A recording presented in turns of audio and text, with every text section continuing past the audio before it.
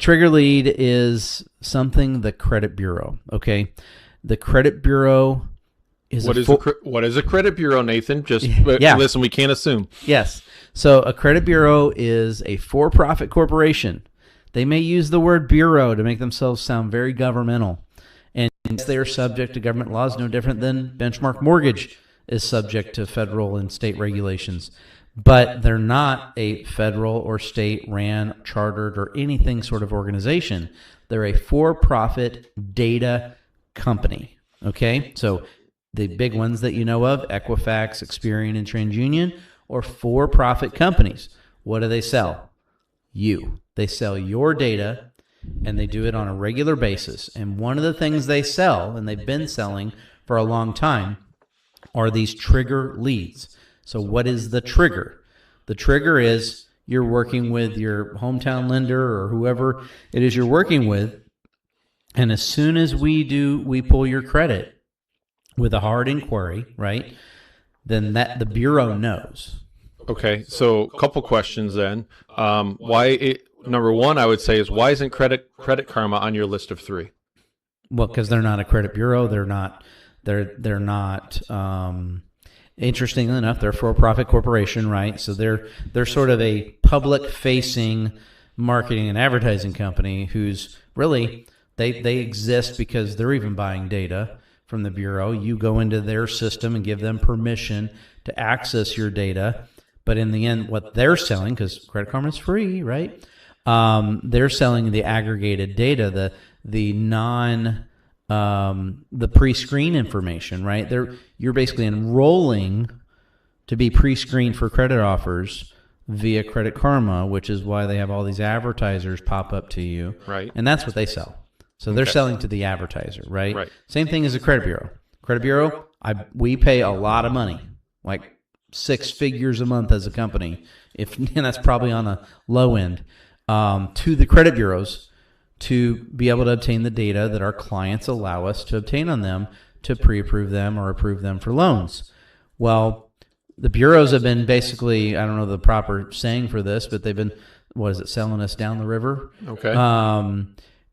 Because we're paying them for the data, and then they're turning around and saying, hey, lenders, we know this person here is applying for a mortgage. Right. And you said that comes from a hard pull. Yes. So then question 2 is, what's the difference between a hard pull and a soft pull? Well, a soft pull is basically an incognito credit inquiry. Like we have to shift to save our clients from this grief of so many calls and so much spam calls, right? Even one of my buddies online was like, does this get rid of all spam calls? Like, no, unfortunately, what we're talking about today does not outlaw all spam calls. It just is specific to these trigger leads, and there are even caveats to where they are still allowed. There are some relationships you already have established that are still allowed to call. Yeah, I am apparently approved for like $70,000 loan that I have not applied for, Right. and I cannot get off. I mean, Off the list. I've clicked the button, the 9 a dozen times, but it is what it is. So Yeah. Okay, so the difference between a soft pull and a hard pull is essentially this trigger. Yeah, well, the hard pull puts an inquiry on your credit. That inquiry is data available, right? Okay. And so ABC company, A through Z lender, right, out there in the world who's primarily these are telemarketing farms that are buying these, right? And they have their telemarketing systems set up to hammer you, okay, such as the client we just served here now was hammered with 84 calls the day we shifted him from the soft qualification to putting his loan into processing and underwriting, which does require the hard bureau pull. Unfortunately, there's no way really around that because that becomes part of the underwriting and everything that goes in the file. Right. So even another client that we were dealing with, we had done the soft pull initially, and we had run some numbers, and we found a challenge that we kind of Yeah. went a little bit further down the road here, addressed that. But now we need to do the hard pull, and we need the authorization in order to do that. Well, we And have the move- authorization. Matter of fact, it's already been done. So Right. might want to inform them Yes. that they may. Well, maybe and again- maybe today was the right day. Right.